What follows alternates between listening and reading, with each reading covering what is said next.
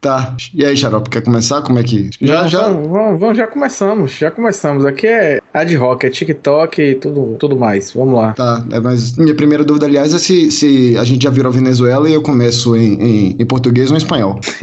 Pode começar em espanhol. Eu não hablo muito bem, tengo hambre. Apresentado por Posiga.com.br, está empezando el Jugo de Bibis. Mi nombre es Lionel Leal y quien está aquí conmigo hoy es el patrón Jarabe. Di olá, Jarabe. Olá, Jarabe. Aqui com a gente também o retorno triunfal dele, o homem, o mito Franciel Cruz. Seja bem-vindo e já nos convertimos em Venezuela. Entonces, yo no hablo muy bien portuñol. Es una ventana para... Ana começou a gritar, atrapalhou meu raciocínio. É a picolé aí, ó. Qualidade, sabor da fruta, hein? Você é Bahia ou você é Vitória, Afro? Que o baiano não fala a letra Cagives e Ambives. Você é maluco, rapaz? Essa palavra terminal com essa última vogal, a gente não fala. Fala assim, fica para cada pegadinha, né? Segura a cabeça de mamãe! Suco de uva. Já estamos na Venezuela ou não estamos na Venezuela? Me diga aí. Nossa situação é caminhando... O que é, amigo? Não, meu amor, não tô. Tô aqui agenciando em alto nível. Já estão invadindo sua casa, Franciel. Nem começou o comunismo, já estão invadindo a sua casa, pai. Já botou 3 pessoas em sua casa aí, né? Então, a situação é... Nós passamos por um processo de venezualização antes da Venezuela. Porque aqui... A farsa, ao contrário do que dizia o outro barbudo, que começa como tragédia e se repete como farsa, aqui já é farsescamente trágico desde o início e vai assim por séculos e séculos. Já que eu não falo portunhol, vou falar em latim. Então, é uma situação que provoca ad náusea. É uma coisa impressionante como nós seguimos com a tutela do poder militar, que alguns chamam de maldito partido militar, desde sempre, desde sempre. Então, uma coisa impressionante, que o nosso processo, já que é para falar de venezualização, é anterior à Venezuela, porque aqui é assim, a gente continua sendo tutelado de algum modo e os comentários que começam a surgir confirmando o baratinho geral, que é perceba o que aconteceu. Ninguém teve notícia de Braga Neto durante o processo eleitoral. Ele submergiu. Ninguém sabe onde é que ele anda. É mais fácil achar dinheiro em minha maltratada conta bancária do que alguém ter notícia de Braga Neto. Ninguém sabe notícia dele, ninguém sabe. E aí começa a canalhocrata, tipo Boy Casoy, dizendo que as Forças Armadas precisam agir. Daqui a pouco começa as vozes mais sensatas, digamos assim, né? Falar a mesma coisa. Por quê? Porque o baratinho não está no ar. A verdade é essa. Já que você falou em Forças Armadas aí, eu só queria fazer referência aqui no nosso amigo Thales. Agora há pouco no Twitter, ele fez uma proposta sensacional aí para o futuro governo Lula, que é privatizar todas essas áreas do militares. Aí ele citou algumas lá no Rio, que dá para fazer, sei lá, um bairro, dá para fazer um clube, não sei o quê. Eu queria propor aqui que o quartel de Amaralina dava um senhor resort, hein? Rapaz, o quartel de Amaralina já é um resort. Agora só que é um resort para os militares, é sério mesmo. Eles entram, tem praia particular, a zorra toda. Eu sei porque eu já entrei lá naquela porra. Eu fui em algumas festas lá. Ali que dá para fazer ali é um puteiro, porque a Amaralina tem... Como é que diria o ex-presidente do Vitória? Tem expertise, entendeu? Ali, a orla toda de Amaralina já tem expertise. Aliás, na frente de Amaralina, até a década de 40, tinha uma lagoa, que não tem mais. Não sei, a lagoa que ficou no Abaeté, o pessoal reclama, a Amaralina perdeu, porque ela tinha uma lagoa antigamente. Não tem na frente do quartel. Aí pronto. Aí começou essa expertise de puteiro. Então, acho que ali um puteiro ali no quartel é muito melhor do que o resort, porque o resort fica para pouco, o puteiro é para todos. Né? Meu puteiro, minha vida, em Amaralina. Como é que se diz? Quando desalojar, não, desapropriar o quartel e transformar num puteiro. Vai ser meu puteiro, minha vida. Já é uma boa. Lula, que é um grande conciliador, né? Pronto, não. Aí nem forma melhor de você conciliar. Nem eu nem você. Eu poderia dizer outra coisa, mas tá, já vou botar aqui no Twitter já. Estou dando uma entrevista no Suco de Umbigo e já lancei a proposta para os problemas brasileiros. Pode continuar aí, eu vou tweetando, falando, bebendo vinho, a porra toda. E levantando defuntos, levantou até Paulo Carneiro hoje aqui, o negócio já começou tenso, viu, cara? Franciel, verdade ou mentira o seu convite para ministro das Comunicações? Não, olha, não existe. Fui convidado para 3 ministérios. Ministério da Dança de Rato, Ministério da Cartilogência e também da Comunicações. Eu já falei, não aceito, não adianta, vieram me sondar, não adianta. Eu, no máximo, eu faço um convênio com o MEC para a distribuição do Ingresia e do livro novo que vai sair a qualquer momento. É extraordinária. Ninguém sabe se volta, mas vai sair. Vai ter mais uma edição do Ingresia, é isso? Vai ter, não, aí só se fechar com o MEC, porque eu não quero ministério. Entendeu? O que vai ter é que se o MEC fechar para distribuição nas escolas públicas, nesse puteiro de Amaralina que vai abrir, na porra toda. E o novo livro vai sair com a tiragem de 50 cópias, né? Vai de 50 e 50 só enchendo o cofre. O meu gênio do capitalismo, cara. Aí é. Ele cria essa escassez. Vem cá, outras ideias aqui que surgiram para ministros e autoridades. Janones na ABIN. Verdade ou mentira? Rapaz, diz que Janones teria que ser no Ministério da Vingança. Mas eu acho Janones, rapaz. Hã?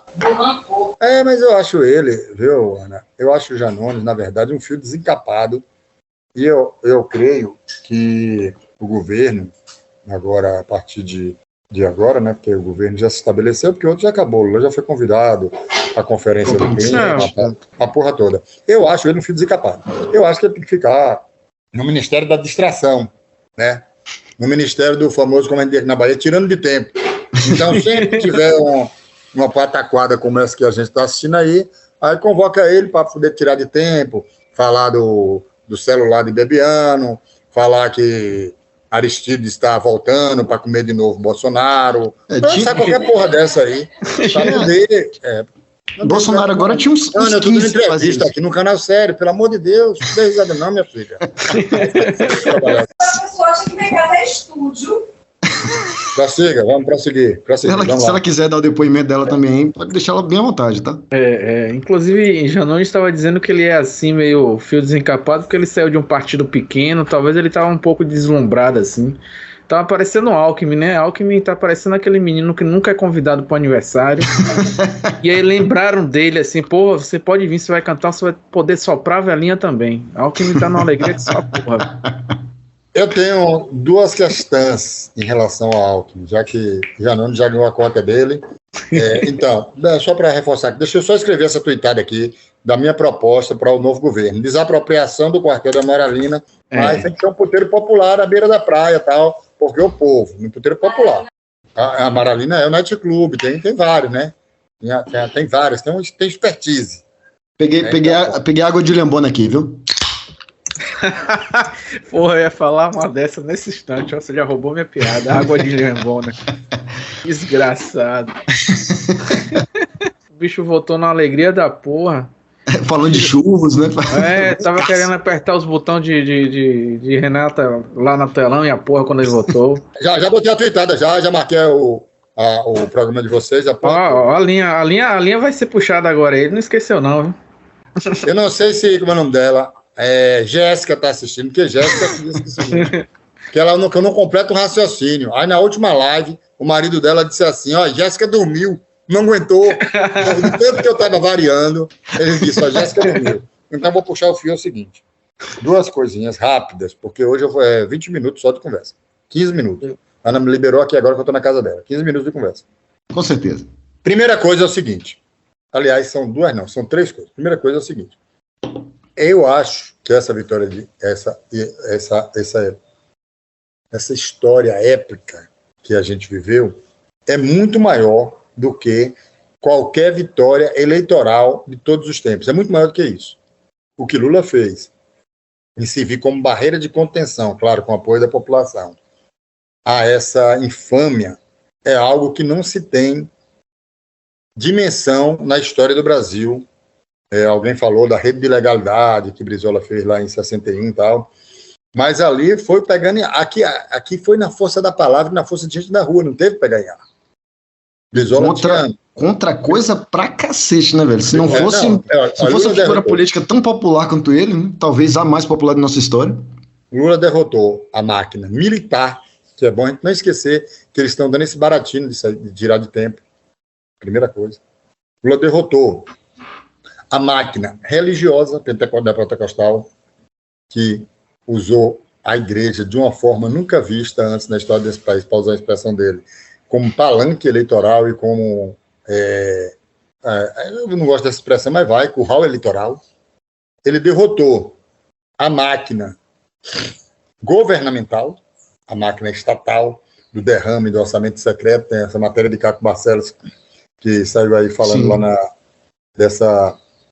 dessa cidade lá de Mato Grosso, né, que eu fui até, logo na hora que eu vi a matéria, a primeira coisa que eu fui fazer, e foi uma coisa básica, eu fui checar como é que tinha sido a votação. Eu vi você falando no Twitter. Na cidade. Foi uma cidade que teve exatamente empate no primeiro turno, empate da mesma quantidade de votos, não é um voto a mais, um voto a menos, não. Eles tiveram a mesma quantidade de votos lá em Coronel Sapucaia, em Mato Grosso do Sul. A mesma quantidade de votos. No segundo turno, Lula teve menos votos, tanto percentualmente falando, como votos totais, né? O infame ganhou. O que será que aconteceu, né? Com quase 6 pontos. E aí, essa matéria lá de Caco Barcelos, ele pega lá o prefeito, a galera reunindo as pessoas e as pessoas denunciando. Então, por que eu estou dizendo isso? Porque se fosse qualquer outra liderança, adeus Corina. A galera vai aguentar essa pressão em nome de quê?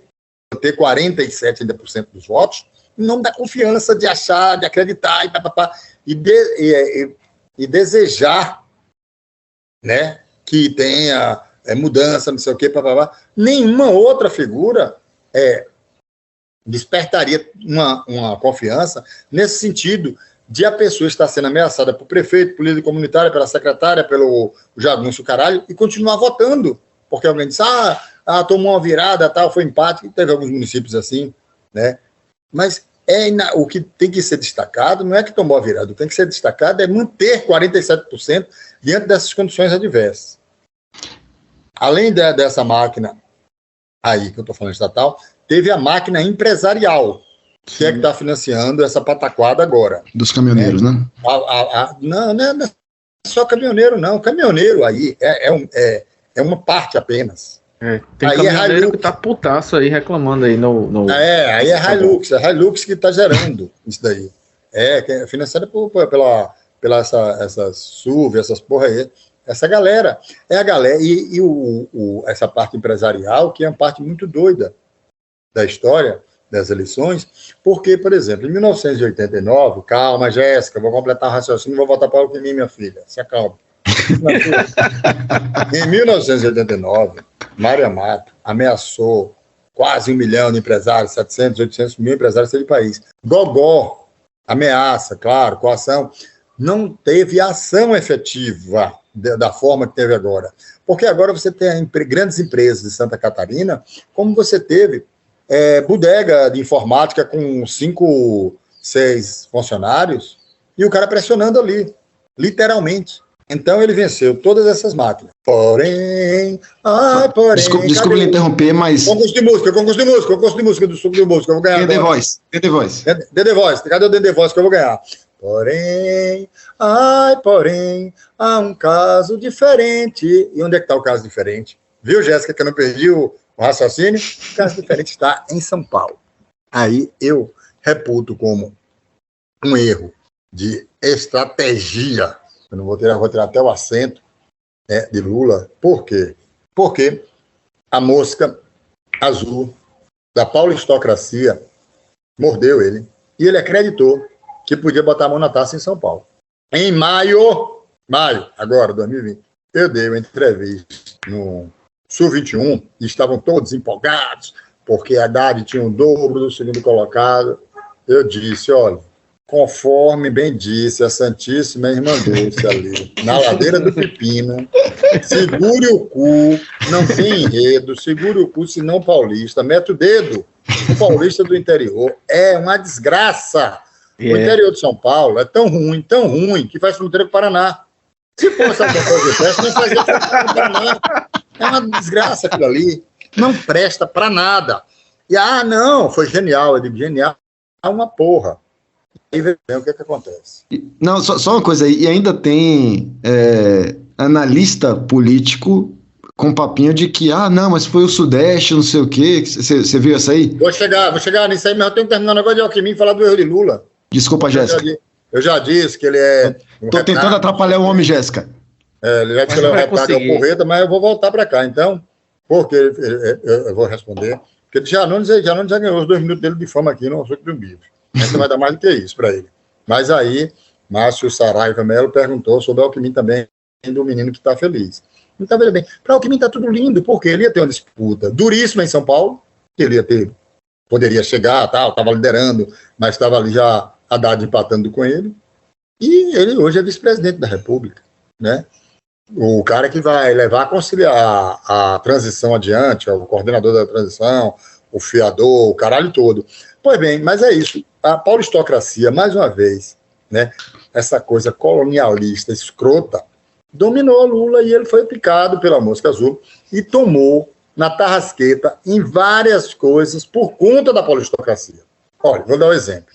No Rio Grande do Sul, Edgar Preto, isso daqui tudo é de cabeça. Não sei se tem imagem nessa porra, botar o óculos. Drácula, tudo de cabeça.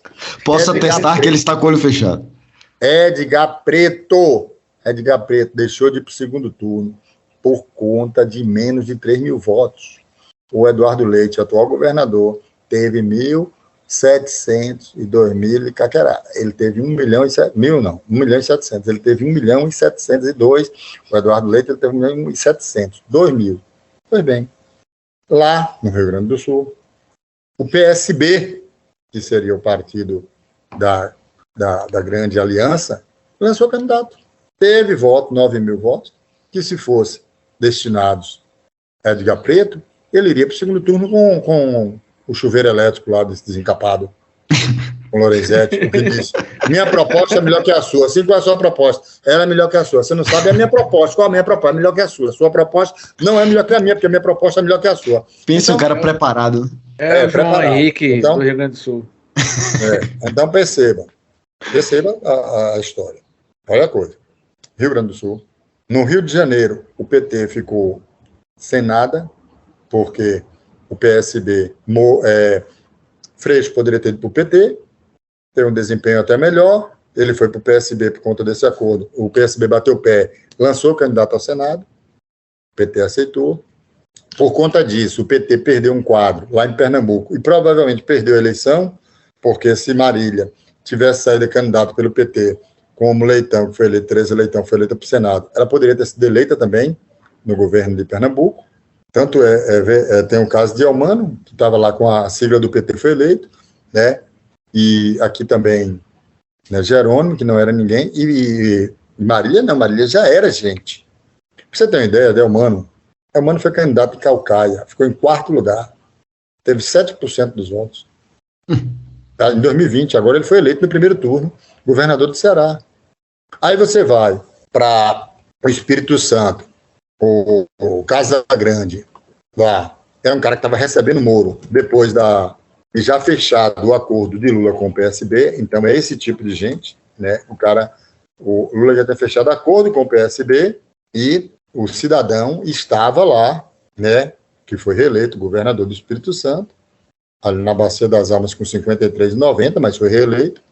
Ele estava lá conversando com o Moro.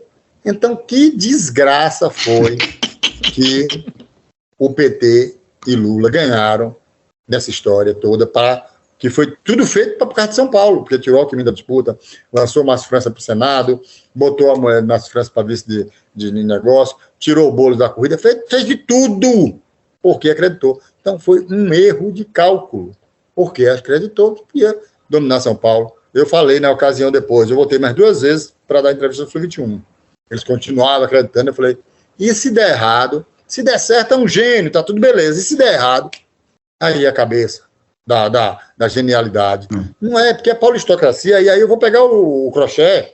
Por que eu não pego o crochê, não, pai? Tô pra brincadeira, não. Entendeu? Então, eu vou pegar o crochê e vou pegar o vinho aqui, artesanal, ó. Enquanto ele coloca o vinho aqui, queria fazer só um alerta. A música que Franciel cantou é de Paulinho da Viola e, portanto, ela não pode concorrer ao The Voice. Informei.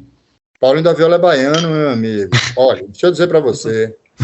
O samba bem merecia ter ministério algum dia, então seria ministro Paulo César Batista Faria. Sabe de que é essa música? Não. Batatinha, meu filho, Oscar da Penha. Eu já faço a pergunta e já respondo, que eu sei que você não sabe mesmo. Então, Paulinho da Viola. Como vocês podem ver, eu gosto muito do prestígio. Paulinho da Viola é ministro do samba. Foi lançado por Batatinha da Bahia, então ele é praticamente baiano, ele pode concorrer ao The Voice. Pelo amor de Deus, vamos tumultuar não? Aí fica difícil trabalhar dessa forma. Aí o que é que acontece? Olha, não tire meu raciocínio, eu estava falando do Paulinho da Viola, não mexa com o Paulinho da Viola. O Paulinho da Viola tem um disco agora, Se o Caso é Chorar, completa 50 anos, que é um clássico. Se o caso é chorar, né? Que tem aquela música, menina, amanhã de manhã, quando a gente acordar, quero te dizer que a felicidade vai desabar sobre... Mas, não, peraí. Pelo amor de Deus, você está competindo a Paulinho da Viola com Tom Zé. Pare de beber. Tom Zé já vale, hein? Aí, ó. Não, tá chamando pra Bahia, pô. Pô, chamando. Quando a Bahia chama é foda. Vamos lá voltar pro assunto. Vá, diga. Aproveitando aí que você falou que Paulinho da Viola é baiano por derivação, acho que poucas pessoas sabem ali, mas Juninho Pernambucano, que é ali da região de Casa Nova, né? Nasceu em Juazeiro da Bahia. Tem isso muito na história brasileira. Por exemplo, Catulo da Paixão Cearense. Nasceu no Maranhão. Juninho Pernambucano. Nasceu na Bahia. Nasceu em Juazeiro. Santo Céu, acho. Mas não vamos perder o fio da meada da anterior, não, porque isso ali é uma coisa importante.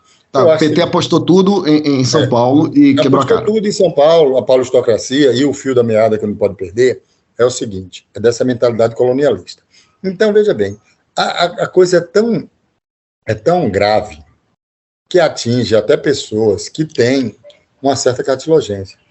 Porque começou estudos, aí começou a Mônica Berg mostrar que São Paulo deu mais votos numéricos, né, o Sudeste, papapá do que o Nordeste.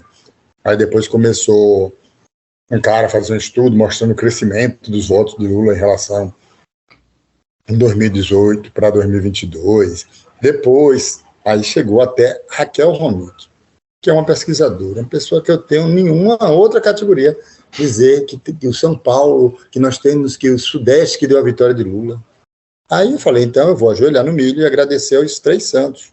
Abandono a Santinha Dulce e vou agradecer aos 3 santos protetores, Zema, Castro e Tarcísio, né, que foram brincadeira. As pessoas que contribuíram para o bem do Brasil. Porque essa é brincadeira, a pessoa não fazer um cálculo básico. O Sudeste tem 43% do eleitorado brasileiro. O Nordeste tem 27%. Eles têm 15%, 16% a mais de eleitorado e teve a mesma quantidade de votos, não precisa fazer conta. Então, tá bom, tira o Nordeste, você ganha aí, porra, sacanagem. Então, assim, não tem lógica, isso é um negócio. Não, assim, me parece até má fé, né? Você falar, nossa, não, acho que foi 22 milhões. É má fé, mas é má fé lambrusada pelo colonialismo que está arraigado, que não pode perder o protagonismo. E isso pessoas de esquerda, porque Raquel Ronick é uma pesquisadora séria, mas é aquele negócio que está arraigado ali, lambuzado de colonialismo, que não pode largar. É um inferno isso. Em relação ao ministério, eu acho que Lula vai ter que exercer o que ele tem de melhor, que é bicampeão mundial, agora tricampeão mundial da conciliação do inconciliável, né? Porque ele vai ter que... Ele já conseguiu isso, tipo, ele colocou na campanha dele, nesse segundo turno, 2 mulheres, né, para estar ao lado dele. Marina, representante da questão ambiental, e nossa queridíssima guerreira da democracia, não sei quem for, filha da puta. O nome dela? Esteves. Não, disse que, rapaz, eu fui perceber, eu sou tão lento de raciocínio, que eu só fui perceber que Tebet começa com um tesão grande e termina com um T grande também. É Tebet, é tesão indo e vindo. É lá em Lodo e Dominó, é cu e bunda, Lasquinê preso. Eu gostei sobre essa dupla preso, aí. Ninguém vai entender fora daqui, né? Eu gostei da observação que alguém fez no Twitter, que essa dupla aí, Marina sai plantando a árvore e Tebet vem atrás derrubando. Né? Não, Tebet vai ser assim. Você viu aquele meme que tinha quando foi lançado Bacurau, que a pessoa disse: Kleber Mendonça, entre em minha casa e coma toda a minha família. Uhum. Então, agora o meme é assim: Simone Tebet, entre em minha casa, coma toda a minha família e joga agrotóxico com minha comida, minha filha, pelo amor de Deus. Então é isso, ó, o Ministério, só para a gente não perder muito tempo, porque eu tenho que ainda dar um mergulho na Praia da Paciência. Quando você estiver aqui, você me fala. Quando você estiver aqui, você canta alguma música pro The Voice e pode partir a 1000. Pronto. Não, aí é isso. Aí depois a gente marcou outra gravação. É porque eu falei com esse sacana, ele falou, agora não pode. Aí eu falei, eu vou fazer uma reflexão. Quando eu digo vou fazer uma reflexão, é o seguinte, eu vou deitar na rede e vou tirar um cochilo. E aí o samba vem caindo, né? Foi. Aí eu falei, olha, você me liga. Um golpe. Aí eu falei, você me liga. Aí depois que eu apaguei, que eu fiquei fazendo muitas reflexões, ele disse, não tem como lhe ligar, que eu não tenho celular. Eu digo, eu tenho um celular, você não ligou pro meu celular porque você não viu. Fala no ar aí seu celular para não... Não posso falar não, porque meu celular, se eu falar, eu vou perder. Quase que meu celular era roubado na comemoração de Lula. Se eu tivesse com ele na mão, tinha levado. Então, em relação ao Ministério, é isso. Eu acho o seguinte, eu acho que especular nome agora é um pouco complicado, porque eu creio o seguinte, eu creio que Lula vai fazer o que ele fez no primeiro governo, em 2002. Ele vai estar com a parte econômica totalmente ortodoxa e com a parte social à esquerda. Né? Social festiva. E vai contemplar a história simbólica de Ministério dos Povos Originários e tal, mas aí vai ser isso. Porque não dá para fazer diferente disso. Não dá para fazer diferente disso, não porque ele não queira. Eu fico um bocado de Zé Ruela, porque ele não faz, não sei o quê. Amigo, olha, você tem que recorrer ao outro barbudo, que eu já citei aqui, que falava sobre as condições objetivas. Se não há condições objetivas, não adianta. Eduardo diz assim, tem que matar, fazer uma revolução. Eduardo, meu filho. Ele tá bom, então vá na frente, depois eu vou. Você não entende, pelo amor de Deus, Eduardo, você não entende o que é condição objetiva? Porque você é muito pacífico. Eu disse, não, eu sou mais matador do que você. Agora eu só posso matar se tiver revolução. Você fizer a revolução, se você organizar tudo, no campo, na cidade, com a escola, com os estudantes, com o proletário, com a portaria, você organiza tudo. Você só chega para matar, né? Você chega com 38 na mão. Me chama que eu saio. Agora eu sou otário, Porra, você fica falando negócio, então é a mesma coisa que essa galera que fica, Lula tem que fazer e acontecer. Fazer e acontecer, se ele fizer e acontecer, ele não dura 15 dias. É isso que eu ia falar. Dura 15 dias. Entendeu? Ele vai governar com... A porra do óculos tá todo torto aqui. Sem contar que é exatamente a maior característica dele, que é conciliar. Aí você diz, não, ele não vai conciliar. Porra, então é justamente o que o cara faz, porra. Você botou lá, sei lá, um camisa 9 que sabe fazer gol, você escala ele na zaga, sabe? Não... na época da faculdade, tinha uns professores que ficavam falando um monte de coisa sem sentido, né? Aí uma vez eu disse o seguinte, sabe qual é o problema? O problema é o seguinte, é que você quer botar Mirandinha na zaga e Lameu no comando do ataque. Então... Lameu, quem não sabe, é um zagueiro aqui que tinha aqui ruim com uma porra. E Mirandinha, daquele tamanho, você bota Mirandinha na zaga e Lameu no ataque. Aí pronto. A outra aqui diz que é para fechar a colônia de férias dos milicos e transportar em centro esportivo comunitário. Centro esportivo comunitário não, amigo, tem que transformar num puteiro. Porra, pelo amor de Deus, por isso que o Brasil não vai para frente. Porque já vi um negócio de proposta de centro esportivo comunitário. Porque eu lancei no Twitter a proposta. Lancei agora lá. Que tem que acabar com esse negócio do quartel de Amaralina e transformar no puteiro. Centro esportivo comunitário parece proposta do Pivete de Calabar. Exatamente. Pelo amor de Deus. Bota uns dinossaurinhos lá. Um dinossauro que nem depois que eu terminar a entrevista aqui, eu vou perguntar para ele, você quer um centro esportivo comunitário com um dinossauro na porta, né, Socorro? Então, olha, sabe o que deveríamos falar de verdade agora? Claro que aí o programa é de vocês. Não, para onde Netinho vai? Onde é que Grampinho vai agora? Fazer o que nesses 2 anos? Olha, essa é uma questão. Uma questão que é a seguinte. Outra coisa, um pirãozão aqui que ninguém teve. Teve muita gente dizendo, porque a vitória de Jerônimo foi pequena, tal, não sei o quê. Porque a galera parece que não gosta de ganhar. Gosta de perder. Aí quando perde, ai meu Deus, eu tô sofrendo, não sei o quê, bababá. É uma galera que parece que torce para poder dizer, eu avisei, eu sabia. É mais grave do que isso. É mais grave do que isso. É mais grave do que isso. É um sentimento, presta atenção que é um pirão filosófico, é um sentimento de não é erotização não, heroicização de, tipo assim, como eu não vivi a ditadura, não participei do grupo guerrilheiro, então eu sou um herói derrotado que estou sendo resistente e sofrendo. Então tem que perder para que esse discurso tenha sentido. Não é nem para só o avisei, é pior. Aquele negócio, agora vamos lutar. Mentira, vai lutar porra nenhuma, vai ficar fazendo Twitter, não sei o que, não faz porra nenhuma. Não vai pra rua trocar soco, nem no relógio de São Pedro. Olha aí, JZ. Olha aí. JZ, não vai nem, fica ali na casa de Itália, no camarote. Não desce nem pro Largo dos Aflitos para tocar burro. Entendeu? Mas fica nessa punheta. Sem fim, o tempo fechou, fudeu a praia. Então vai Eduardo na frente para começar a revolução, você vai depois com 38 lá, e essa galera nem assim vai. Não vai não, vai ficar em casa tweetando, como nós estamos sofrendo, como esse momento agora é difícil. Porque essa porra é isso, essa galera tem tesão pela derrota, tesão pelo desespero e tesão por ganhar clique. Porque na eleição eu fiquei me aguentando, para não falar mal de ninguém. Mas tem uma galera que não queria ganhar eleição, queria ganhar clique. E agora, passou a eleição, eles continuam sem querer que o governo assuma, não, porque eles têm que ficar reverberando. Olha, hoje, agora de tarde mesmo, teve uma porra lá no Oeste, lá no Santa Catarina, uma saudação nazista. Aí os caras ficaram replicando e botando assim, 0 surpresa. Se é 0 surpresa, para que desgraça você está replicando saudação nazista? Tem um engajamento com esse cara que não é possível, da porra. É isso, deixa a galera morrer lá. Teve um que falou, estão fechando toda essa Santa Catarina. O pessoal falou, ainda bem, graças a Deus. Irmã Dulce falou ali no Campo do Lasca, perto do Largo do Papagaio. Ela disse um dia, vá se fuder pra lá, Satanás. Sai de perto de mim. Porra, se foda pra lá, rapaz. A frase clássica dela foi uma homilia que eu chorei nesse dia quando eu tava lá. Ninguém me contou, não, eu vi. Sim, mas então é isso. Então, em relação à CM, aí eu acabei derivando, foi o seguinte, para dizer o seguinte. Que não é do seu feitio derivar assim, hein? Não é. Não é. É meu pirãozão, olha. Wagner ganhou.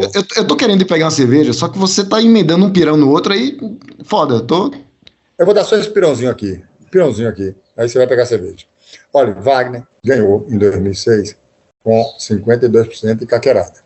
Não chegou a 55%. No primeiro governo dele. Depois ganhou de lavada. Em 2010. Rui, quando foi, também não atingiu 55%. 54% e caquerada. Então, Jerônimo agora apenas reproduz essa, que também é um iniciante, essa votação que o PT tem aqui, historicamente, desde 2006. Então, não tem nada fora da ordem, para citar a vedete de Santa Amaro. Nada. Aliás, eu estou retado. Sim, eu sou. E fiquei revoltado também. Porque eu estava pronto para gritar, chupa, Caetano. Aí Cachoeira me fez aquela desfeita. Puta que pariu, aquilo ali foi um negócio que me doeu na alma. Em compensação, né, Salvador, eu não quero ver mais ninguém falando de frevo perto de mim. Pelo amor de Deus. Eles não deram nem 15% de vantagem. Salvador meteu mais de 40%. Porque frevo aqui, ó. Misabre. Sabe o que é misabre? É minha caceta no dialeto árabe. Aí chegou uma especialista em árabe e disse, não tenho mi, é só o zabre. Eu digo, eu sei, minha filha, mas eu quero falar assim, porque eu acho mais sonoro, e aí vai brigar comigo? Cada uma da porra. Sim, mas eu queria dizer o seguinte, o que eu acho importante, porque né, que é um programa histórico, sério e tal, é o seguinte, o que eu acho que nós devemos tratar, até para saber como agir, é em relação aos baratinhos. Françoel, eu não sou da Bahia, eu não sei o que é baratinho. Se foda. Vai no Google, procure saber o que é Baratino. Estude, porra, né? Estude. Porra, tô aqui para dar papinha na boca de ninguém, não. Então, veja bem, qual é o Baratino que está rolando. O Baratino que está rolando é o seguinte. Os milicos estão dando uma de João sem braço, para dizer que não tem nada a ver com peixe. Essa galera começa, veja bem, o infame ficou 44 horas sem dizer um pio depois da derrota. Chorando no banho. Ele falou que para economizar água tinha que fazer cocô dia sim, dia não, mas ficou lá, chorando no banho 2 dias seguidos. Pois é, depois da derrota, 44 horas. Por que ele fez isso?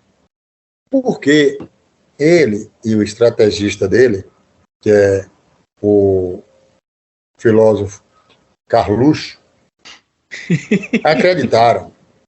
É sério, Carluxo é o guia intelectual dele. Acreditaram. Eu ri foi do filósofo. Acreditaram que iria ocorrer uma insurreição popular. E o plano era esse. E aí, ele ia 2 alternativas, né? Ele ia negociar com força e deixar o couro comendo e chamar as Forças Armadas para pôr ordem e as Forças Armadas saírem como porreta da história. Salvadora da pátria. Essa é a garantidora da lei, da ordem e da democracia. Esse era o plano original, né? Não de Carluxo. Isso daí é o plano original do Partido Militar, é esse. Partido que nos tutela e nos constrange e nos chantageia desde que Dom Pedro foi cagado nas margens do Ipiranga. Para quem não sabe, procure saber essa história aí, tá? De Dom Pedro. Minha dor de barriga. Minha dor de barriga. Desde que ele teve dor de barriga, a história é uma só. Não tem duas. Então... Ih, fodeu. Congelaram o homem aí, ó. Congelaram o Franciel aí. Foi calado. Aqui interessa calar Franciel, hein? É. Xarope, enquanto o Franciel não volta aí, a gente vai ter que fazer um suco de um bives só para explicar esse tipo de expressão como baratino. Sim. Porque, embora o Franciel tenha razão que não tá aqui para dar papinha na boca de ninguém, eu acho que nós temos um compromisso. Compromisso com a educação, né? Nacional, já que agora, né, já estamos vivendo o comunismo aí, apesar que já calaram o Franciel aqui enquanto no governo de transição. Pois é. E é isso, né, pai? O computador continua aqui, tremendo mais do que a bunda de Carla Pérez no primeiro carnaval do Furacão Louro da Carlos Gomes. Tá todo tremendo aqui. Tá uma porra. Então ele tá batendo biela. Eu tinha falado já com o menino lá do Medo e Delírio, porque eles não gravaram também, porque o computador dele também tá sofrendo com a BIM. Olha só, é isso. Claramente existe um padrão aí, hein? Eu não sei se foi o problema de você ter falado em Carluxo ou se você ter falado que Carluxo era filósofo. Foi alguma das duas. Você falou as duas coisas aí. Agora, repetiu, vai cair de novo. Não, mas a gente tá protegido aqui, que eu tô com o background aqui, pra quem não tá... Vocês só estão ouvindo, mas tô com o background aqui do Salvador Card aqui. Nada pega mais. O Carluxo, na verdade, eu agora perdi a imagem de vocês toda aqui. Eu só tô ouvindo. É melhor você não ver mesmo não, cara. Não tá perdendo nada. Não tá aparecendo mais pica nenhuma aqui, mas vamos lá. Graças a Deus. Então, é o seguinte, Carluxo, é um livro que eu tenho que lançar, que é O Pensamento Morto e Vivo de Carluxo, chamado As Carluxíadas. Provavelmente vai cair de novo essa porra aqui, viu? Vou só avisando, porque o computador tá... Só para tentar ressuscitar um pouco o seu raciocínio aí antes de você cair. Não, o raciocínio tá aqui todo pronto, amigo. Não, nada. Máquina. O homem é uma máquina. Errado sou eu de presumir que esse crochê tinha se perdido por causa da intervenção. Não, o crochê é todo aqui. O crochê que eu acho, que eu estava dizendo é o seguinte: a gente especular sobre. Só um pouquinho eu vou retomar aqui um pouquinho para você não se perder no raciocínio.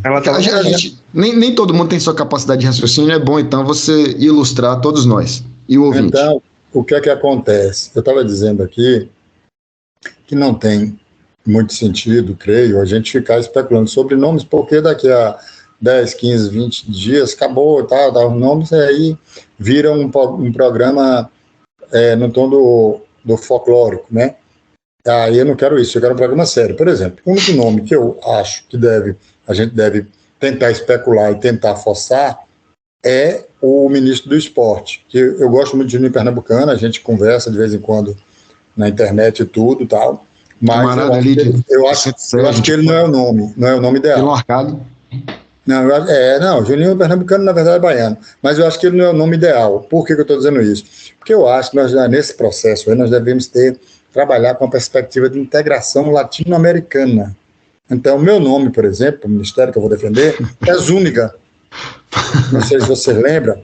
Zúñiga é aquele rapaz que trabalha bem com o joelho, nas costelas. Então, eu colocaria ele, porque eu acho que é um nome para fazer a integração da América Latina. Né? Nós precisamos, nesse momento, estar com a América Latina toda unida nesse propósito. E aí ele faz aí um trabalho junto com seja lá quem for o ministro da Fazenda, né, para bater um papo ali com o Neymar? Sim, não, mas aí tem que ser trabalho conjunto. O Zúñiga vai trabalhar em cooperação ali, exatamente. Porque ele diz o seguinte, olha, ou você paga a receita, ou eu dou logo outra joelhada em suas costas, meu irmão. O trabalho dele tem que ser conjunto com o ministro da Fazenda, isso é óbvio. Eu vou lançar a proposta, quando eu lanço a proposta, eu já penso num conjunto. Então, retomando a história do Carluxo, né, sobre o Partido Militar e do Baratino, o projeto do Partido Militar, né, era esse, que as coisas entrassem em no que eu denominei de caosfonia, né, que é o caos, a cacofonia no caos, essa gritalhada e esse caos tal, e chamar o Partido Militar para que ele chegasse como um garantidor da liberdade, da ordem e tal, e coisa e tal. E nessa negociação, claro, não dá nada para minha família, ninguém persegue ninguém, fica todo mundo bem. Só que eles são, olha, os milicos e os miquinhos amestrados, e especialmente o infame que ocupou a presidência aí nesses últimos 3 anos e 10 meses, eles parecem burros, agem como burros. Agora, e tem outra coisa, eles se fingem de burro, mas não se enganem. Eles são burros e são estúpidos. Os caras começaram, o Milico começou o governo com 11% de rejeição, terminou com mais de 50%. Então, nas últimas semanas, eles tentaram, além de toda essa história que a gente já falou aqui da máquina militar, da máquina empresarial, eles tentaram criar no campo simbólico a história do cara do antissistema de novo, e de quem estava com ele estava sendo perseguido e tal, e a história da censura. E aí, Roberto Jefferson seria o ápice dessa censura, do cara que foi preso por questões de opinião, porque tudo eu tenho uma pergunta sobre isso aí. Vamos lá, todos presumimos que, eventualmente, quando ele perder o foro prerrogativo de função, ele deve ser preso em algum momento. Ou, que não preso, sei lá, processado, enfim. Ele não me parece o mais corajoso dos seres humanos.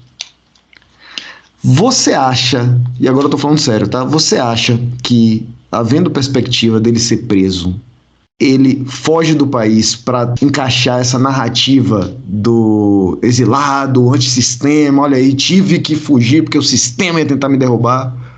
Até porque ele não tem um partido, como foi Temer, por exemplo. Temer tem o MDB por trás dele, que pode segurar ali as pontas no momento que a instituição tentar ir atrás dele. Não é o caso de Bolsonaro. Bolsonaro era o idiota útil. Ele saindo do poder, ele deixa de ser tão útil, e aí ele pode se ferrar. Estou certo, estou errado, estou profundamente errado, o que é que você acha? Não, é mais ou menos por aí. A questão é a seguinte, ele, o infame... Alô? Oi. Vai ficar nessa putaria aí, viu? Então, veja bem, em relação à sua pergunta... Estou esfrancando agora. Tá me ouvindo? Então, eu pensei que você fosse levantar a hipótese dele dar cabo a essa vida mesquinha dele, que tem aquela frase que ele diz que fez um pacto com os filhos que nós não seríamos presos, né? Eu jamais praticaria o crime de indução ao suicídio. Né? Mas... Então, não me parece ser o caso dele, que, por exemplo, ele é um covarde fundamental. Ao contrário de Roberto Jefferson, que é um covarde com... como é que se diz? Com sintomas de desespero suicídicos, ele não. Porque Roberto Jefferson, por exemplo, em 2000 e cacarada, quando ele briga ali com o Zé Disseu e tal, os instintos mais primitivos, ali ele tenta cometer um suicídio político. Agora, de algum modo, ele atira e faz essa putaria toda, pensando em se tornar mártir, porque ele já está fudido, o câncer comendo ele e tal. Então, assim, ele tem esse instinto suicídio, mas ao mesmo tempo covarde e tal, mas ainda tem essa característica. O outro não. O outro é só um covarde cagão. Então, claro, foi esse idiota útil e que nós estamos vivendo um processo que é preciso de uma compreensão que está para além da questão política estricto sensu. Óbvio que isso é uma questão política também, né? Que é essa mudança de mentalidade a partir dos meios eletrônicos. Machado McLuhan, chupe meu dedo, né? Porque eu estava falando de aldeia global, nos órgãos de comunicação enquanto extensão do homem, virou, né, a própria desgraça isso, porque as pessoas recebem impulsos, né, midiáticos, e especialmente dessa porra de Zap. Inclusive, outra proposta para a nova ordem mundial: acaba com o Zap e Telegram e volta o telefone orelhão de ficha. Porque aí acaba com essa velharada, acaba com esse... Não é só velho, não, é velho, novo, essas porra todas. Que essa galera ficou ensandecida. Porque nem a Marizia daqui de Salvador consegue dar jeito, porque a Marizia conserta juízo. Você vai na orla caminhar, aí entra aquela Marizia pelo ouvido, aí você fica, porra, ali, ó, naquela manha, na dança de rato. Não foi à toa que meu amigo Mário conseguiu idealizar o melhor nome para a banda de reggae, Raciocínio Lento, por conta da Marizia que entra no ouvido. Entendeu? Da Marizia que entra no ouvido, mas não essa galera acelerada, querendo e recebendo informação de manhã, de tarde e de noite, dentro daquela lógica de Steve Bannon, diga de manhã, de tarde, você diz o que diz de noite, mas você tem que estar ali falando. E é uma coisa doida. Olha, ontem eu estava vendo um prefeito do interior de São Paulo, de Goiás, dizendo que tinha que eliminar o cortador de pé de maconha em Lula, porque o presidente da Argentina já estava aqui no Brasil. Aí, quando foi de noite, eu estava voltando no carro, o cara estava sintonizado na Piatã, no programa de variedades. Aí um cara ligou, dizendo, eu tenho vergonha de ser nordestino, porque a Argentina já invadiu o Brasil, o presidente da Argentina estava no Brasil. Então o cara repete, aquilo ali foi uma mensagem pensada para todos esses grupos, a mesma coisa. É impressionante isso. Então, assim, em relação eu gosto muito de uma frase que as pessoas falam, que essa galera da extrema-direita, eles desenvolveram uma forma de hackear a democracia. Sim. Os caras estão usando mecanismos que estavam aí, só que, né, de uma forma a atentar contra a democracia. Antigamente a gente tinha um problema só da Bíblia e religião, agora a gente não é que o celular substituiu. Na verdade, a gente tem um problema duplicado agora, além da Bíblia, né, e a religião de alguém que usa, assim, a favor do mal, agora a gente tem também o celular, porque a galera não tem mais paciência de perder 5 segundos para pensar. Eu não estou nem dizendo entrar em algum lugar e pesquisar, as pessoas não têm tempo de pensar. O grupo da minha família mesmo, um tio nosso estava mandando um bocado de mentira, e com 2 segundos eu mandava os prints falando mentira, mentira, mentira. E aí ele cansou de responder, mas assim, a cabeça dele não vai mudar. Mas pelo menos vai parar de encher o saco da gente lá no grupo da família. Agora ele calou a boca. Mas assim, tem que na metonímia, né, no minúsculo ali, o que resta é fazer calar a boca dessa forma. Dizer, brother, tá aqui, porque ele não vai ler, não vai adiantar. Ou se ler, daqui a pouco ele volta com uma outra teoria, porque as teorias estão sendo gestadas ali todo o tempo. Porque durante todo esse tempo, né, o gabinete que chamou-se Gabinete do Ódio, formatou, né, eles formatavam assim, tipo, tem um procedimento. Roberto Jefferson, por exemplo, eles testavam várias hipóteses para ver qual que vai colar. Então, dizer que Roberto Jefferson era herói, depois, daqui a pouco, Roberto Jefferson estava defendendo o direito à propriedade, daqui a pouco, Roberto Jefferson era contra a censura, daqui a pouco, Roberto Jefferson era um bandido, quando nada dava mais jeito. Então, eles não se importam com isso, né? Essa galera que planeja isso. O que está lá colocando, aí tem uma série de questões, tem questões psicanalíticas, tem questões políticas e político-psicanalísticas, ideológicas, questões de assim, essas teorias... Questão de pertencimento, tem um monte de coisa, né? Tem um monte de coisa. Que aí teria que fazer 3 programas só para gente tratar disso. Eles estão contando, na verdade, desculpe, Leonardo, interromper. Eles estão contando, na verdade, com a memória curta das pessoas, ultimamente. Hoje as pessoas estão com memória de segundos. Então a pessoa já não lembra do que aconteceu semana passada, né?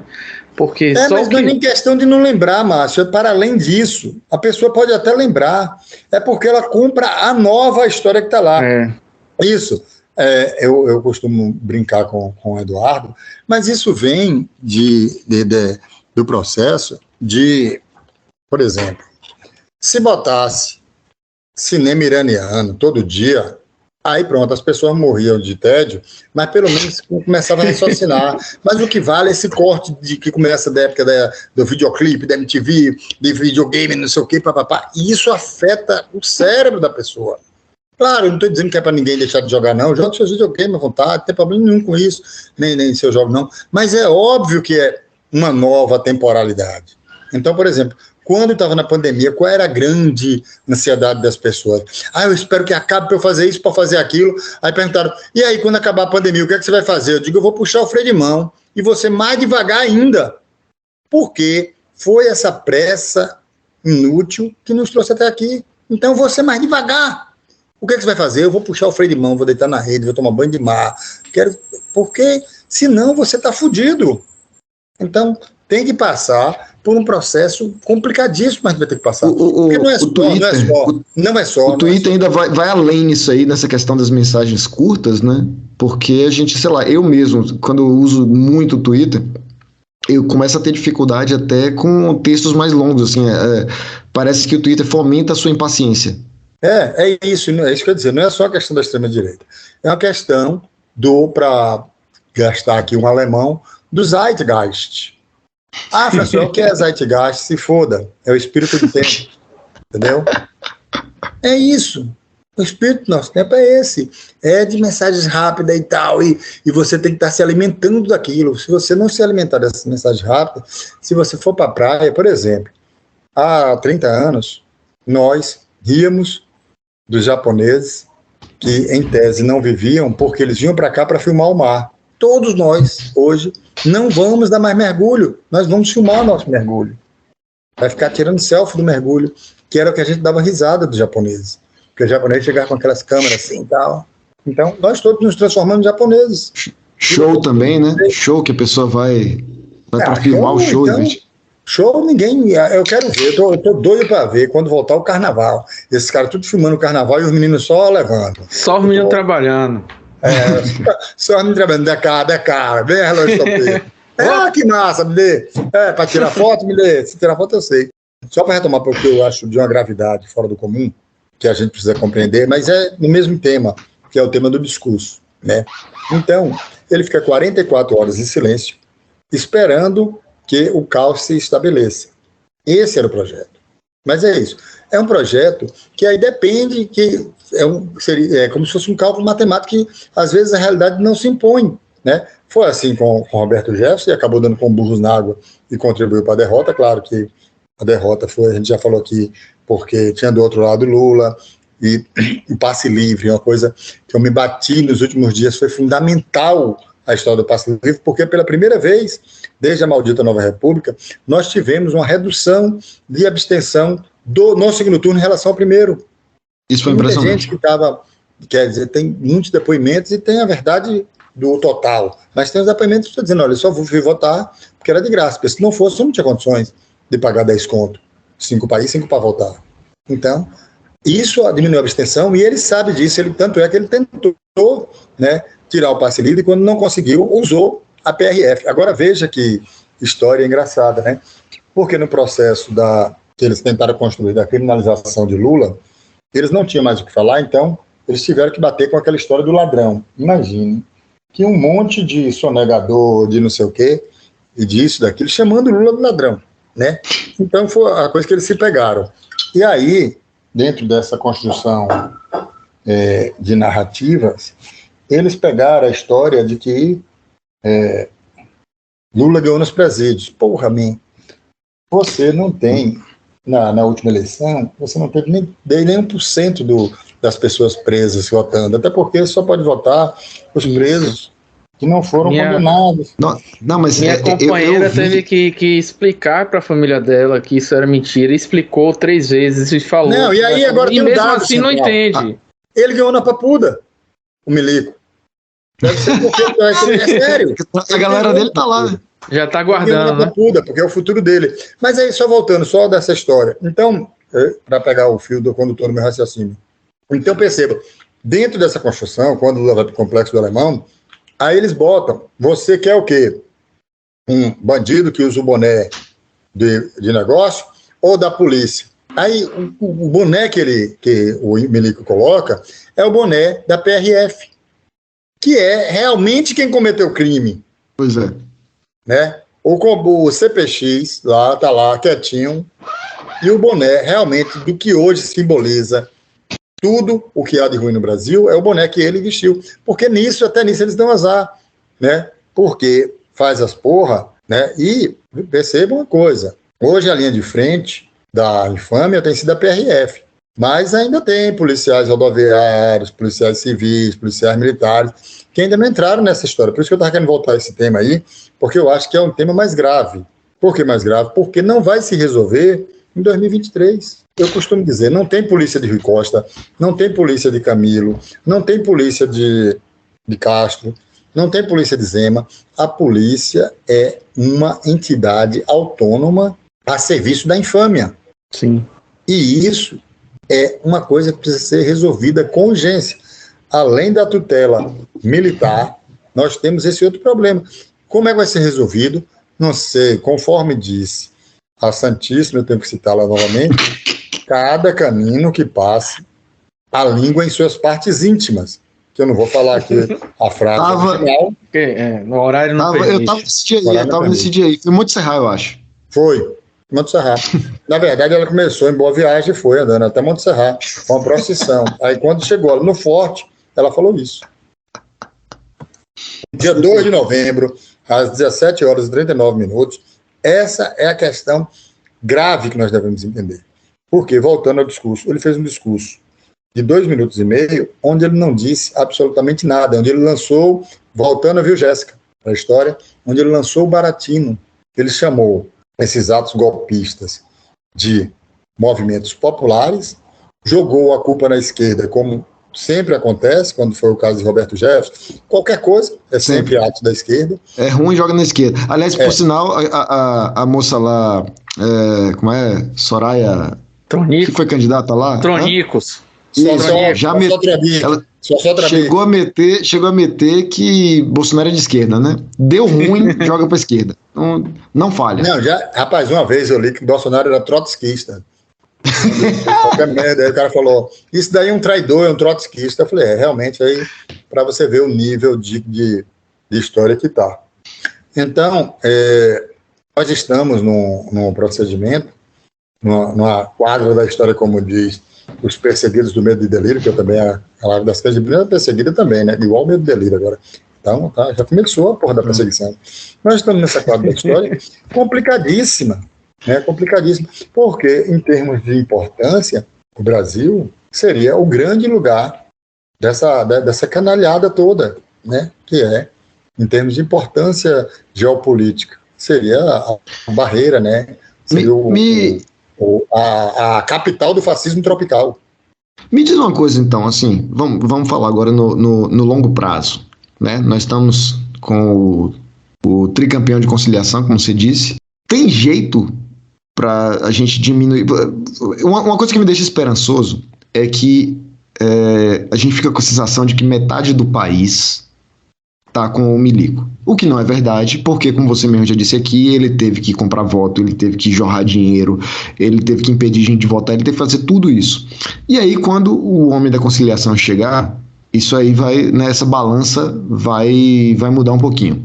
Você acha que enterrar o bolsonarismo, que vai além de Bolsonaro, é possível, é viável no médio prazo?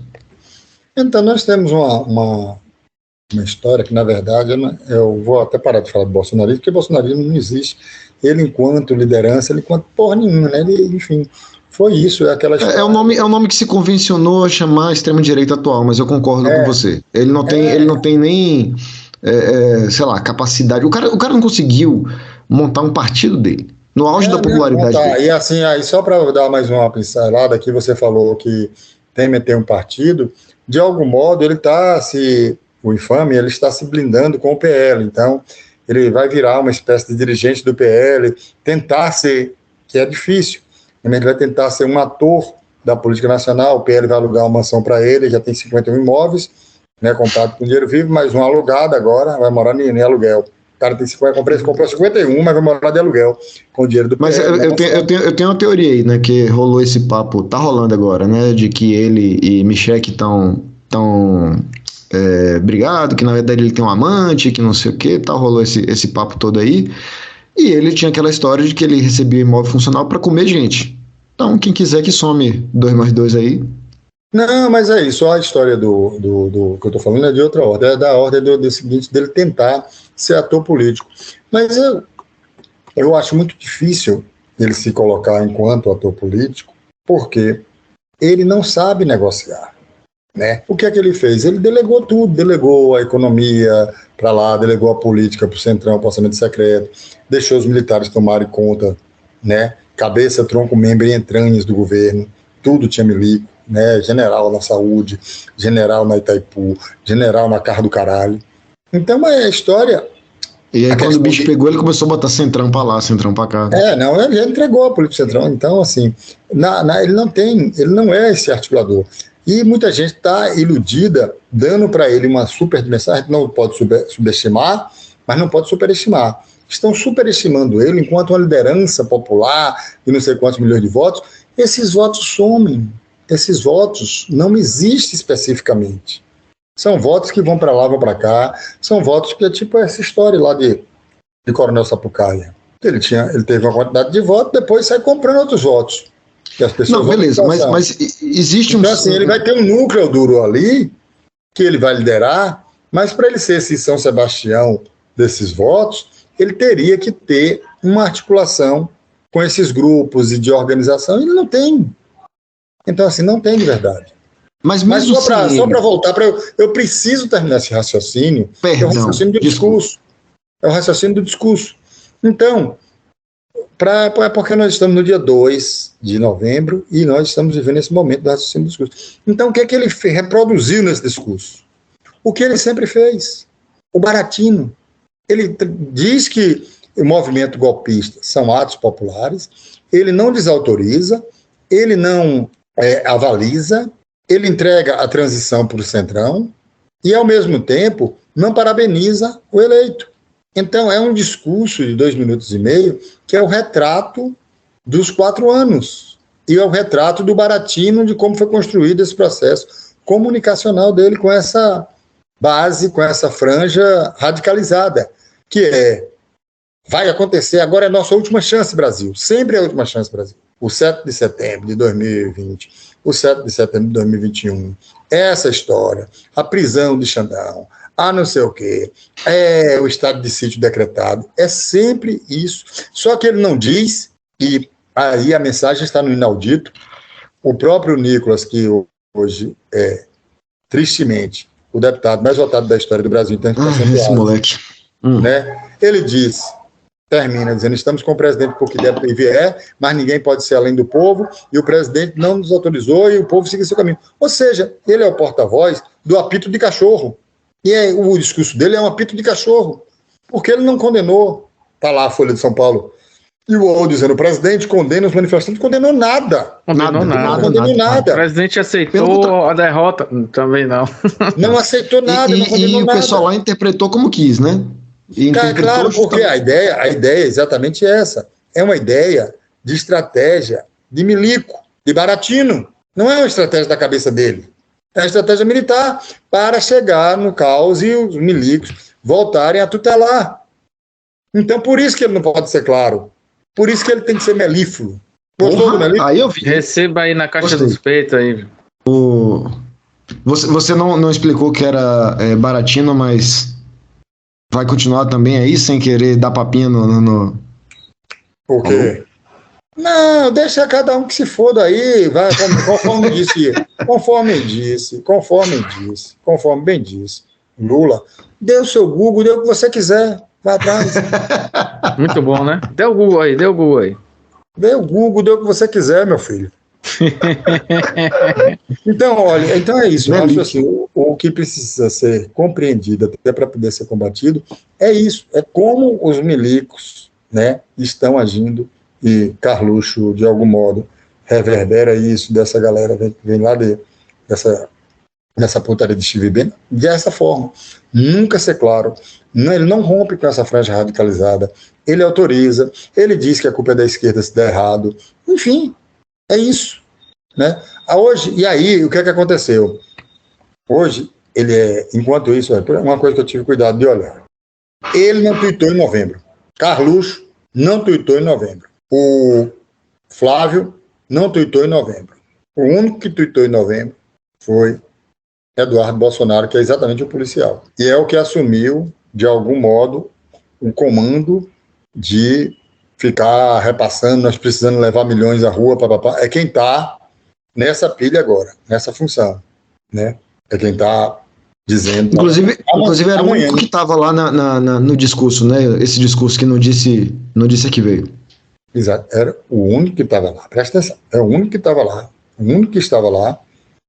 O único que tem gravação dele de áudio convocando as pessoas para ir aos milhões. E é o que está agora, é o único que tuitou nesse mês de novembro. Os outros não. Nem Flávio, nem Carluxo e nem o comedor. Aquilo ali uma porra.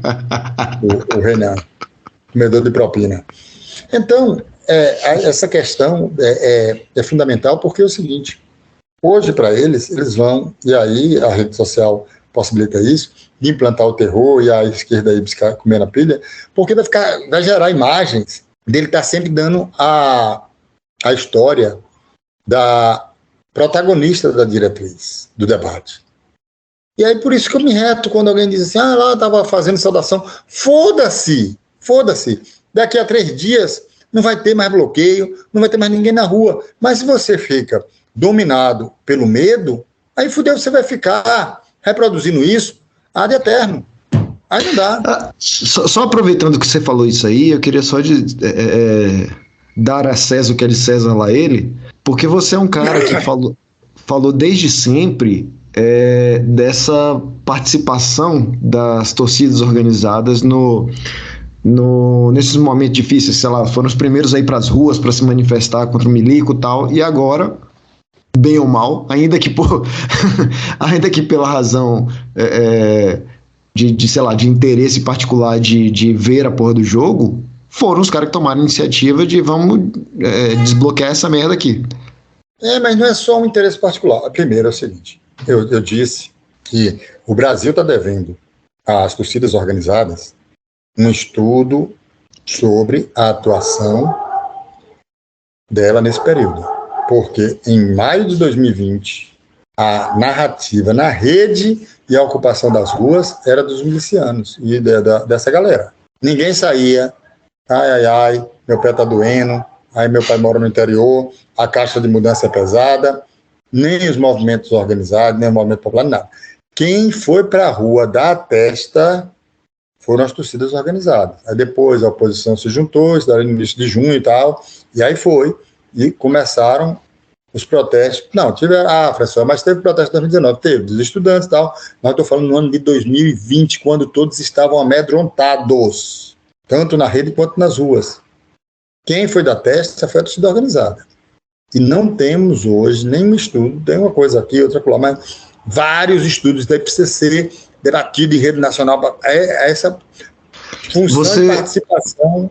Você comentou isso muito tempo atrás, por isso que eu tô reverenciando aqui essa sua catiloquice longo prazo. Assim, não, mas é porque em uma manifestação dessa que eu tava, isso foi, sei lá pra julho, eu não lembro quanto tempo foi isso, e eu tava com a camisa da gloriosa Brigada Marighella, a torcida antifascista do Vitória, que está sempre à esquerda do Barradão, mas à esquerda de quem? De quem sai? À esquerda. E eu tava com um brother que tava com a camisa da Sardinha. E nós fomos parados pelos jornalistas livres para ser entrevistado. E naquele momento eu percebi, caralho, o Franciel já vinha falando isso, né? Já vinha falando que a presença da torcida organizada tem uma força.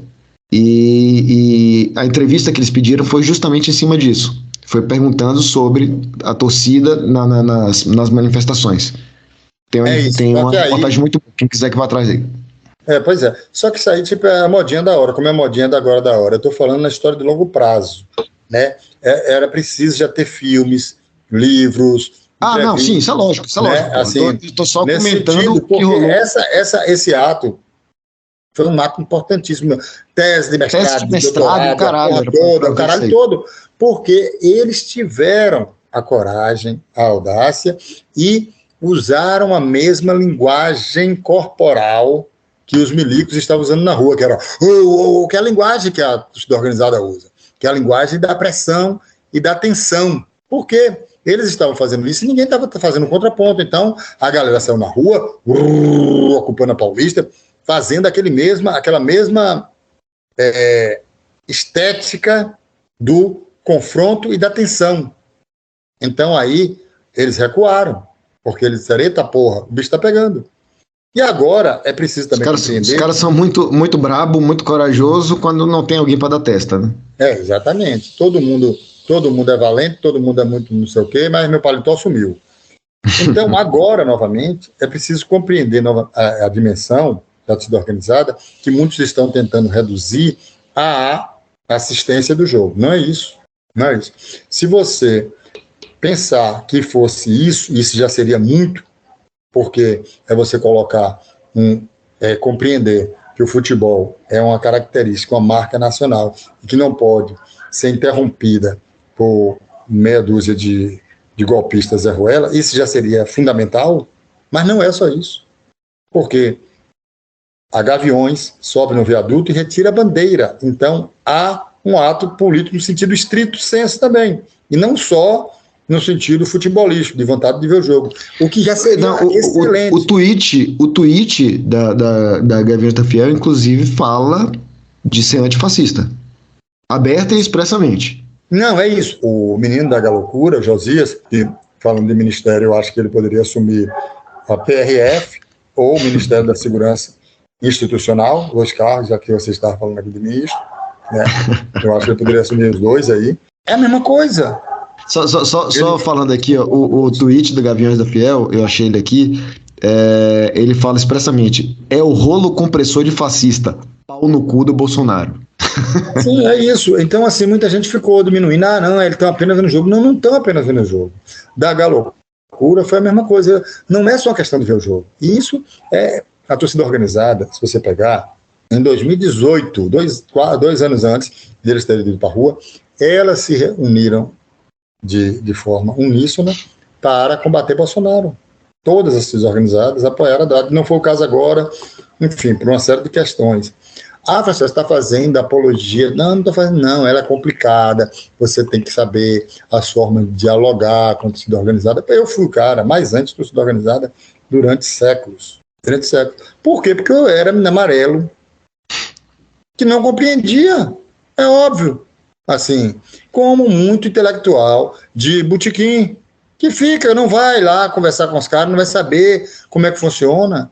Não é. É porque a gente tem a percepção, e isso também teve muito de resposta na Twitter, porque quer que haja conforme a gente quer. Não. Cada um tem sua agência, tem sua autonomia, e eles vão agir conforme o pensamento e a forma de organização deles. Eu acho bacana? Não, tem coisa que eu acho super errado, mas aí você vai ter que ver como é que dialoga com isso. É totalmente diferente de criminalizar que é o papel que muita gente da esquerda fez durante muito tempo, e também da direita. Então é preciso entender o papel desempenhado pelas torcidas com suas glórias e suas desgraças, e ver como é que se estabelece diálogo a partir daí. Agora, também, partido tem suas glórias e suas desgraças, sindicato tem suas glórias e suas desgraças, igreja tem suas glórias e suas desgraças, e todas são instituições, entre aspas, que as pessoas dialogam. Agora, com torcida organizada, não. Aí é foda.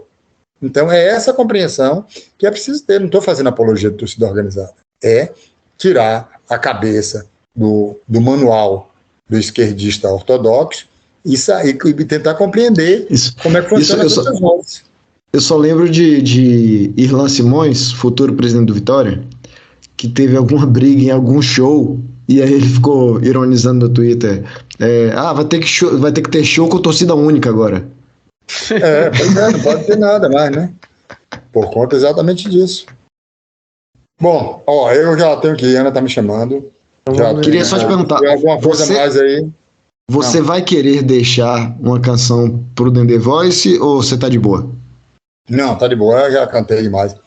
Você já bebeu demais, a vida não é só isso, meu rapaz.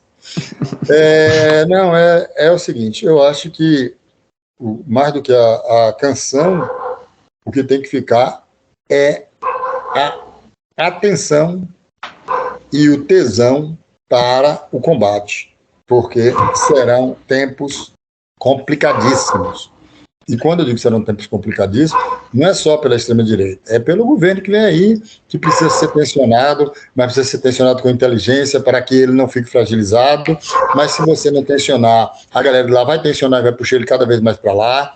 Então, assim, serão tempos extremamente complicados e que quem está do lado de cá precisa aprender a ouvir, a falar, a dialogar, a botar o cotovelo, a abrir caminho, enfim, uma série de outras coisas, e transformar a coisa fundamental agora é meu projeto de vida, transformar o quartel de Amaralina no puteiro, mas com entrada popular.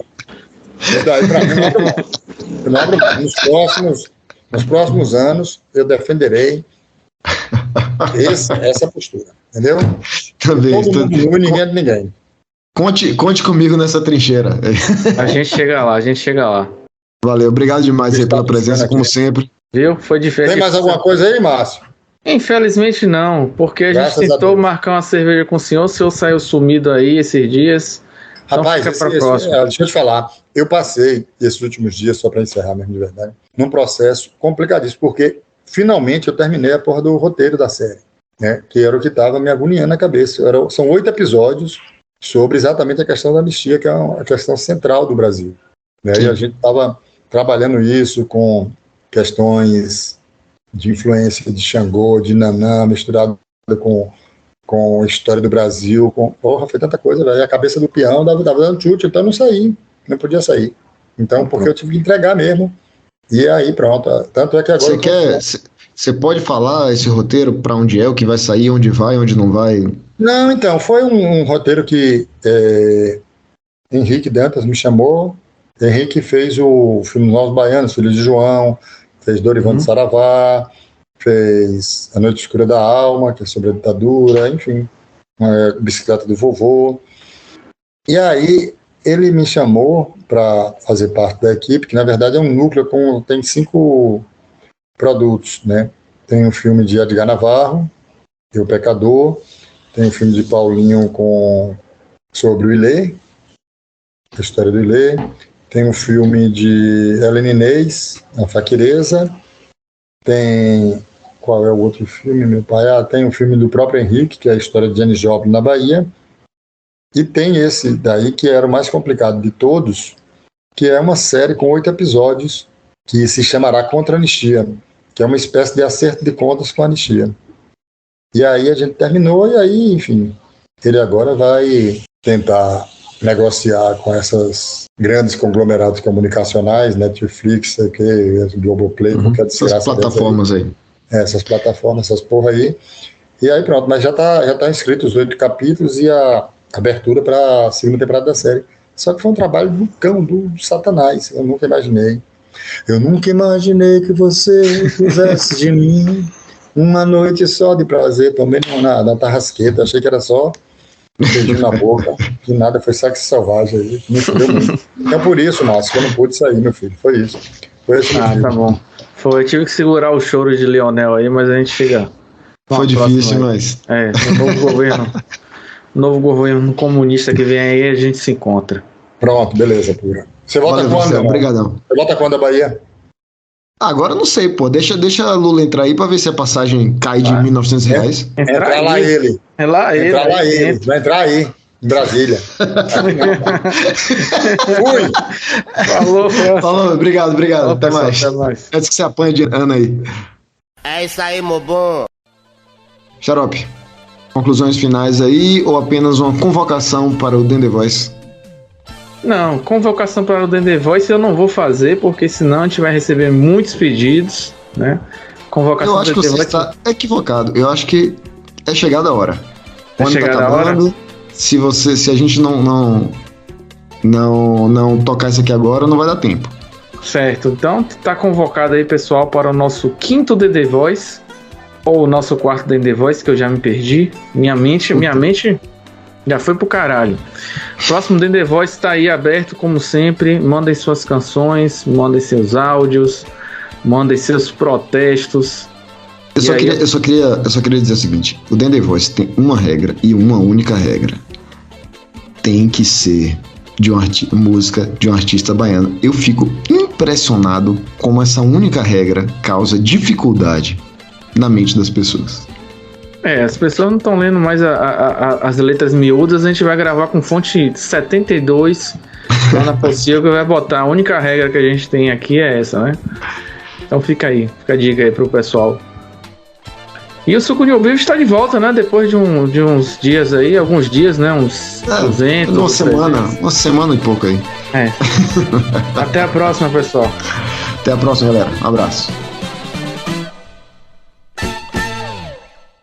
Calma, Jéssica.